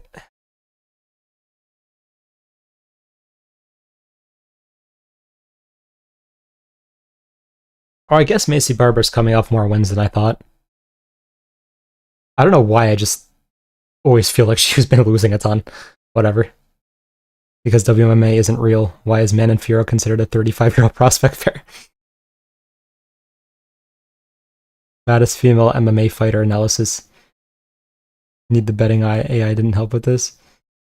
Baddest female MMA fighter? I mean, I feel like the best female MMA fighter is Wei Li.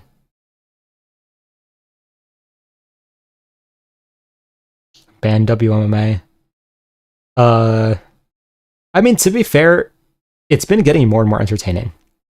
Are you ever going to make more YouTube videos? Because they did really well. Yes, and I've wanted to. The reason I have not, for anyone who has missed this whole thing, is the fact that I'm working on a project for fighters, which I cannot fully complete by myself, but I can make like the stage 1 of the product by myself. So I have been coding that basically along with trying to keep my Instagram content going, which has left me with like pretty much no time to do anything else, which is why the YouTube videos haven't been happening. Once that is finally out, which will hopefully happen next week, because it is getting close to done, then I will start going back to YouTube videos. We need Dakota Ditcheva in the UFC. Yeah, for sure. I mean, I got so annoyed when watching Petrovic versus Juliana Miller, because the UFC has had decent options of WMMA fighters to sign and just decided not to. Like on a Contender series, I think it was last season, right, that we had Julieta Martinez. And is she a bit underdeveloped? Is she a bit young? Yeah. But she's at least a very entertaining, high-paced fighter and could have actually become a prospect. But no, instead we have Miller versus Petrovic.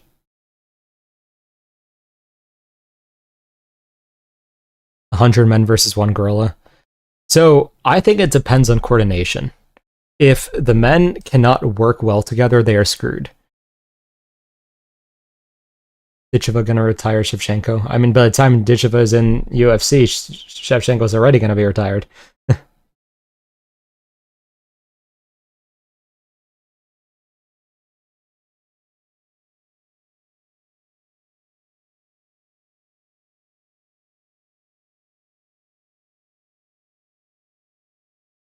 Well, basically went through puberty twice. His chin is way better now, yeah.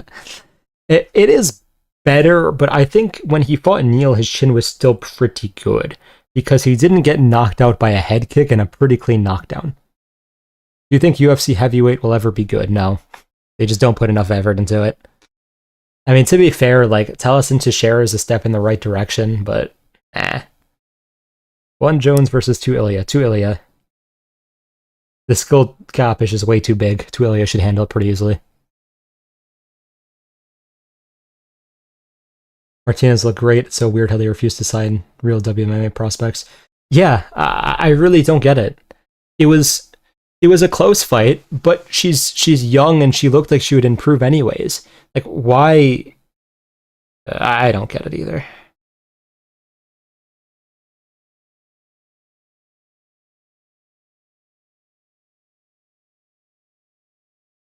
All right, I'll take 1 or more 2 questions and start wrapping things up.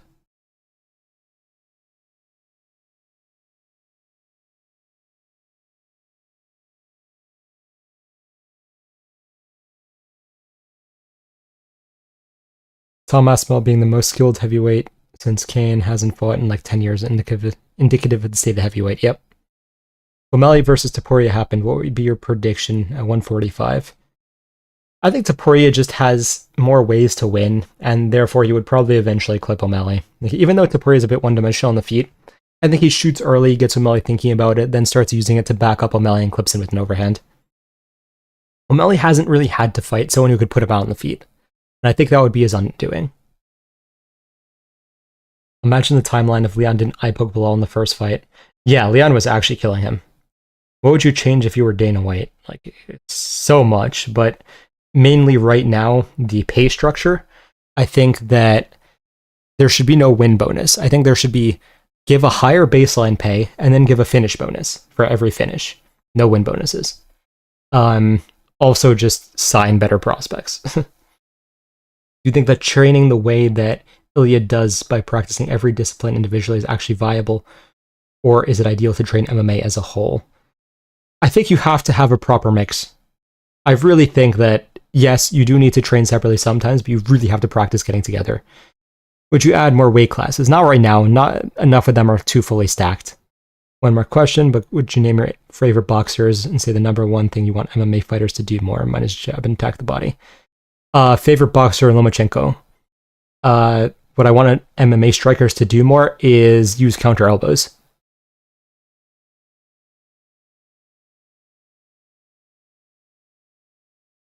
Alright. We will wrap things up now.